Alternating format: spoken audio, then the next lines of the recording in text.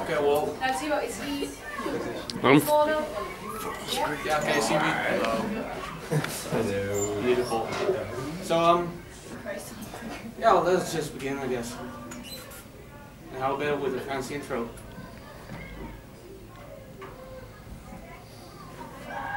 There's no sound, good.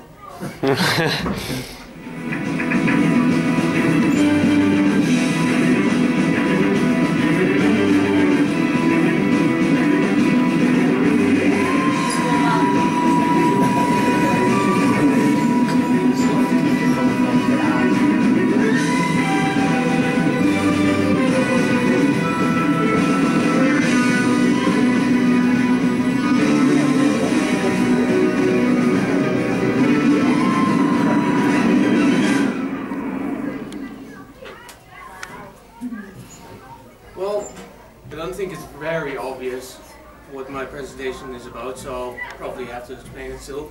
My presentation is about Doctor Who. It has to be one of my favorite TV shows ever. It's a BBC show. It exists for 50 years now. And yeah, I'm just going to dive right into it. Into what just happened. Oh no, go back. There we go. So yeah, the show was broadcasted for the first time on November 23rd, 1963, and the show didn't get very high view ratings right away because the day before was the day that John F. Kennedy was shot, so people weren't very interested in anything else. But eventually the show became quite big. It's huge now. I think it's a cult even, and it all began on that very day, and it was about a girl called Susan Foreman, who went to school like any normal child, but two teachers called Ian and Barbara saw this child, and they were pretty convinced that she was different than all the others. She just couldn't put in what way she was different. So they decided to follow her home one day. And when they did, they found out that she lived in a junkyard. Not just in any place in the junkyard, she lived in a police box in the junkyard, which they found weird. But without hesitation, they entered the police box and figured out that it was not an ordinary police box. It was in fact a spaceship, where Susan lived with her grandfather, who did not have a name. He just called himself the Doctor. And the Doctor looked like this. And this is the police box. The police box turned out to be a spaceship from a different planet called Gallifrey. And within the police box there was a huge room with a console panel. But it didn't end there. It is known that the TARDIS is actually infinitely big. So there are an infinite amount of rooms, which means that some of the rooms are duplicates as well. And this is the inside of the TARDIS. As you can see, a much made joke on the show is that the inside of the TARDIS is bigger on the inside rather than on the outside. One time though, a companion entered the TARDIS for the first time, and she noted that it was smaller on the outside. Which was stupid. Okay. This machine is a spaceship, which means it can travel through space. But not only through space it can travel, it can also travel through time. Which means that the Doctor is in fact a time traveler. And as you can see, this is the first TARDIS. The TARDIS changed over the years, and it had not much. It was a very simple design. It had only a double door console panel and a chair. But for the purpose of, making the show a show, it was not much more was needed. So you've achieved a transfer itself. Splendid. I don't think it's going to work. Well, what's wrong? They refuse to cook. What I'm going to show you now is something that I will have to explain later, I'm afraid. But over the years, the Doctor has changed, and this was due to death. The Doctor has now died at least 12 times. What happens if he dies is he regenerates, which means he changes his physical appearance, to live longer, which makes Time Lords, which is his species, almost immortal. And what could happen is that something in the time bridge just collapses, what makes it possible to have 3 doctors at the same time. They may not recognize each other, but they are the same person. And this is a clip from 1970 something, I don't remember, an episode called The Three Doctors, where the 2nd and 3rd Doctor meet up, they cannot cooperate, and they decide to send in the 1st Doctor to guide them. No, damn it. Cooperate. I see. Well, we'll soon settle that. Show me the earliest Doctor. Him too, is that a trolley? Show me. You keep them in order. Well, you've been fiddling with it, haven't you? It was perfectly all right until you touched it. I've only you leave things to me. If we were to leave things to you, my dear fellow, we'd be in a fine pickle, wouldn't we? Look, you lost the image, not I did not lose the image. I knew this would happen somehow. I knew.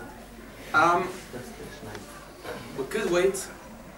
Sadly, I do not have the patience. What happens in that video for more is that... Okay. What happens in that video is the 1st Doctor appears and he basically just offends the 2nd and 3rd Doctors by calling them horrible replacements. And then he explains to them what they have to do for that moment, but I could say what they have to do, but it wouldn't make much sense if you haven't seen the whole episode, so I won't. Time Lord. Well, as I have mentioned, the Doctor is from a species called the Time Lord, and they are called that because they are from the planet of Gallifrey, which has they have sciences far beyond ours, and they have perfected the science of time travel, which means they can travel to any point of time whenever they like. But because this is so dangerous, they have set up a couple of rules, which are they may not interfere with their own timelines. As you have seen, they don't always keep that rule. Also, there are a few points in time called fixed points, which means those are moments in time that have to happen. They may not mess around with those moments, even though the Doctor has done that a couple of times. As you can see, this is the 10th Doctor, and he has his hand up. It's all yellowish. That's because the energy coming from that is called Regeneration Energy. This Doctor is about to die, and it means he's going to regenerate to his 11th body, actually his 12th. And that is, for all other matter, he looks exactly like a human. But if you look inside of his body, you will find 2 hearts instead of 1. There is no real reason for that. The current writer of the show has stated that they have given him 2 hearts because he is a good person, and they wanted a hero who you can trust. That's why they also gave him a tool called a sonic screwdriver, which is a screwdriver that is able to fix everything, open nearly every lock. They gave him a screwdriver to fix things instead of a gun to destroy things. Basically, they wanted to make the Doctor a hero. And as you know, he can regenerate, which means he is virtually immortal, although he can only die 12 times, and then if he dies the 13th time, he's dead. He can also refuse to regenerate, which means he stays dead, and you're just unable to revive him. Well, fantastic fashion choice I'll have to explain some other time because, well, this is a good explanation, but I will show you a picture later of the 6th Doctor, then you will understand what I'm going for. As I said, the place of origin is Gallifrey, which I'm going to talk about right now. This huge red ball is Gallifrey. It's red because everything about this planet is red. There are planets that are red on the outside, but for somehow if you're on the actual surface of the planet, it seems green and grey, I don't know. But this planet is actually red also on the surface. It has one neighboring planet called Skaro, and Skaro is the home planet of another species called the Daleks. And the Daleks, I'm going to explain a little bit later, are species that are always in war with the Time Lords. They had one huge war called the Last Great Time War that was so big that it happened in no time and all time through the universe, and it basically destroyed both planets. And that's Scarl right behind. Well, this is a Dalek. As you can see, it is a huge tin can. They are from Scarl originally. They are species designed to have no emotion whatsoever. They do not fear, they do not feel sad, they do not feel happy. They just are made to follow instructions and basically kill everyone that comes into their path. If you open up this tin can, you have a little creepy creature. I did not find a picture of that. I didn't want barfing students because it is that creepy. And the outside of the Dalek is made of Zlatkin, which is, I think, made of metal, because the people who wrote the show weren't that creative. But that's a Dalek, and this is probably the most well-known Doctor Who villain of all time. Well, this is Cyberman. He has nerves of steel, because he is of steel. He shouts two main things, actually, which is upgrade or delete. That has to do with the things he does. Usually when he runs into humans, he wants to kill them because they're not perfect, but eventually he learned that it's a better idea to turn them into Cybermen as well, therefore upgrade. That's why usually these creatures are humans, but just in a robot suit. And as you can see, this maybe looks familiar, his outside. That is because his design is actually stolen from Iron Man, from the Marvel comics. This is confirmed because when Iron Man was first published in a comic book, that was in 1963, and this first Cyberman appeared in 1967, and he looked exactly the same as Iron Man back then, which is not like this, but a little bit. The suit was made look less metal, but this suit of Iron Man that I have displayed there is from 2008, and this Cyberman is from 2011. As you can see, the Cyberman upgraded his appearance according to Iron Man. Therefore, it is confirmed that they have actually stolen the design. Another creature is the Weeping Angel. I'm sure you have seen this one before, on the street perhaps, in a tall building.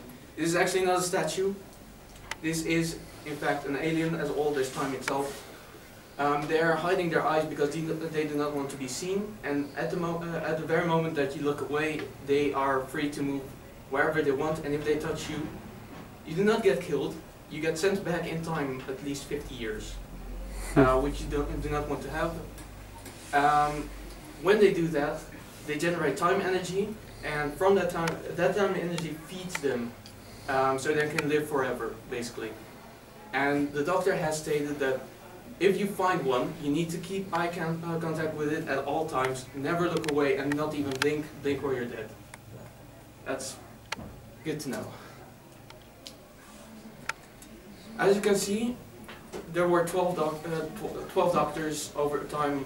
The show is 50 years old now, so it was absolutely time. Every time a Doctor regenerates, I think he's 3 seasons in, except for the 8th and the 9th Doctor. The 8th Doctor only had a movie, and the 9th Doctor only had one season. And as you can see, they all differ a bit. You can see the first Doctor, which is this guy over here. He looks relatively old and has a good dress suit. However, the 6th Doctor over here has a horrible suit. It's amazingly ugly. He wears bright colors that just don't fit with each other, and just the War Doctor has very sloppy clothing. Yes. And as you can see, the 9th Doctor only has a shirt and a leather jacket. Nothing special about him at all, except that he's awesome.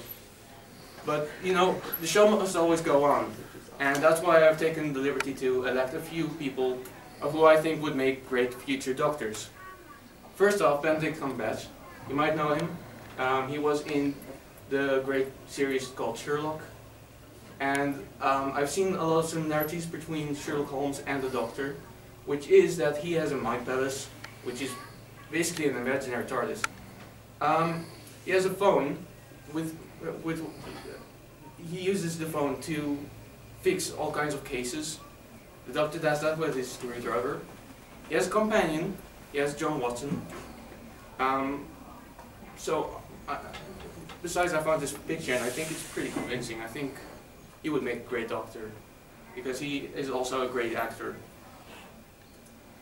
Next one is Tom Hiddleston. I found a picture of him that just has the suit just perfect for the job. Let's just totally set aside that this is like the one celebrity crush I have that is totally gay. The one. He has played Loki before in the Avengers and the Thor movies. And what he did there was he had a lot of sass, which means that he says all kinds of things like offending people in a very clever way. And I think that fits the Doctor also just as well. That's why I think he would do the job great. Next choice is Ian Mckellen. I do not need to explain this, because Ian Mckellen, look at him, he is the Doctor. Maybe I do need to give a little explanation. He has been on the show before, but he had a very dull role. I think he could have done much more. And if he would be the Doctor, it would be like Gandalf without a beard, which is, you know what, maybe not Ian Mckellen. Andrew Scott, you might know him as well. He has been on the Sherlock series as well, but as the bad guy. Though I think he would make a great good guy. Also, he has a great face, great hair, great suit. So, you know, as far as I see it, he can be a Doctor as well.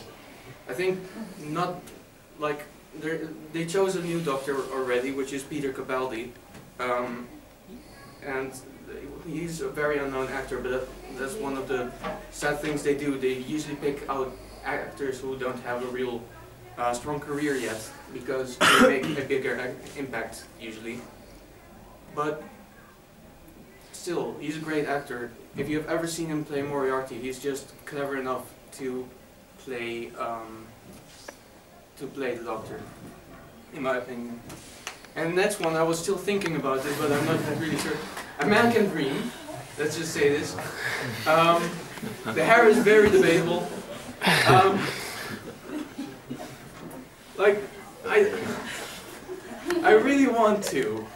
And if I thought to myself, if I'm picking future actors already, why don't I just throw in my favorite pick? Anyways, that was everything. I just want to say that this is probably my favorite TV show ever. It has made a huge impact on the world, and I am so happy that someone ever got me into it. And, you know, it was great to do even. I think I messed up a few things in the presentation, but it was just great to talk about. So thank you very much.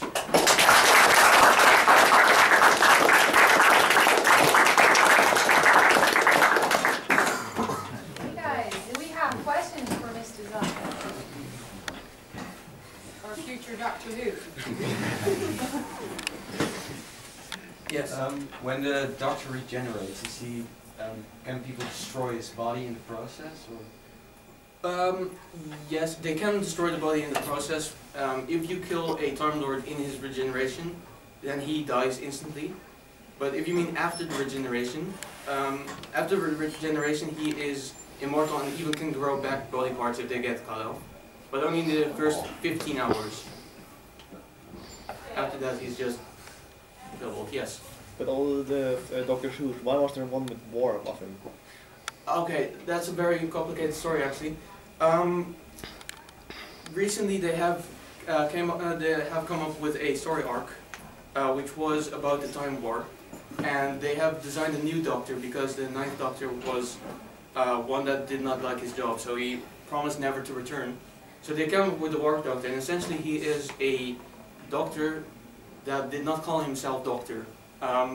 the story goes that the 8th Doctor crashed on a planet where he could control his regeneration, and he regenerated into a warrior, rather than Doctor, and this warrior did not call himself the Doctor, and eventually he regenerated into the 9th Doctor, but because he did not call himself Doctor, he was not worthy of a regeneration. But the real reason why he is the War Doctor and not the 9th Doctor is because he was designed far after. Thank you. Have we got tops for this presentation? Anything that you would like to share? I loved how you made it a bit more personal than other presentations. Thank you. Very unique, but like wait, I don't know. The average, how the average people will presentate it. Thank you. Okay. Anything else? Do we have tips to make it even better? Maybe try to look around more. You were more specificating on the camera, but you can also try to look more around in the room. Okay, thank you. One more. I thought you were very nervous.